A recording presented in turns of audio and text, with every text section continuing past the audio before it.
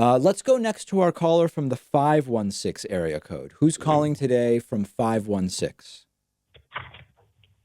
Hello, David. It's Irvins. Hey, sorry, what was your name? Irvins. Irvins. Okay, what's going on? Hey, I have a question about the presidency and the terms that they are allowed to serve. Okay. Right. So when Donald Trump took office, right, he undid a lot of Barack Obama's things, right? So now, hopefully, in 2020, if let's say a Bernie Sanders was to win the election and he served 2 terms, don't you think another Republican president could come in and undo majority of things that he would implement?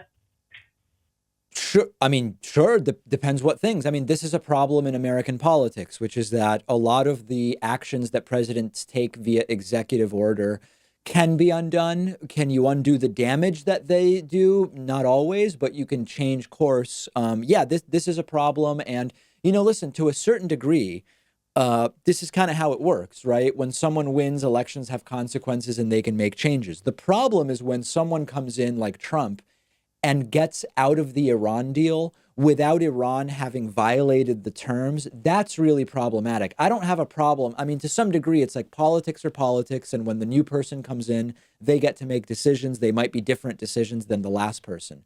The problem is when the last person makes a deal with Iran and Iran sticks to it and Trump still bails, then it's a problem for the credibility of the US, because why would other countries get into agreements when they have no confidence the next person will stick to it? So it's what you're mentioning is a concern sometimes, but it's also politics.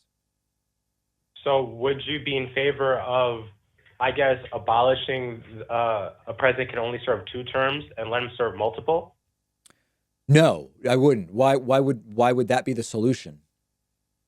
No. Well, for the simple reason, if we have a president inside the Oval Office and who we're trustworthy of and who is leading America down the right path, aren't you fearful that somebody else who isn't as qualified as the person who was in there and the president at the time would have been able to build a lot of relationships and then out of nowhere after 8 years, boom, poof, another person is in? It Well, it's doesn't not out of seem. nowhere. It's how our system has worked for a really long time. And I think your argument applies to the other side. Do you want someone who's a disaster, but is able to convince enough people to vote for him? Do you want them to be able to be in there 12, 16, or 20 years? I mean, there's two sides to that coin. And I think that the path forward is not to get rid of term limits. That's a terrible, terrible idea. All right. Well, All right, thank Irvins, you. thanks for the call. Appreciate it. Just disagree, politely disagree with you.